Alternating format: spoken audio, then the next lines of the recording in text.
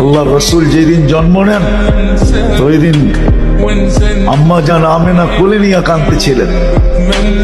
সবাই জিজ্ঞাসা করতেছে কাঁদো কেন? পরিবারের লোকজন, শ্বশুর বাড়ির লোকজন কেন কাঁদো? আব্দুল্লাহ নেই। কেন? আব্দুল্লাহ থাকলে এতক্ষণে খেলনা চলে আসতো। আল্লাহ যেন কানে কানে বলতেছিলেন আমেনা কাঁদিস না, আব্দুল্লাহ খেলনা আনবে। আর কোথেকে আনবে?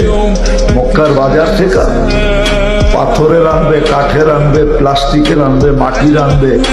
সূর্য ডুবতে দে, চাঁদকে খেলনা বানায় পাঠায় দিবে। আর ঘটছেও তাই। আবু তালেব বলে বিকালে যখন শোয়া দিছি, সূর্য ডুবার পরে যখন শোয়া দিছি, চোখের উপরে তো বাদাল কামরু আইয়াদনু, চাঁদ দ্রুত গতিতে নিচে নামতেছিল। আর আমি তাকায় তাকায় দেখতেছিলাম।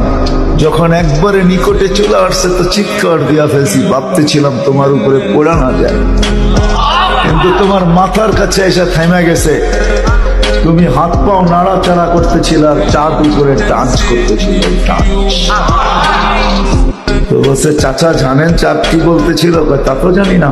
বলে আন্নাল কামারা ইউগান্নিনি ওয়া ইউহাক্কিনি ওয়া ইয়ামনাউনি মিনাল বুকা।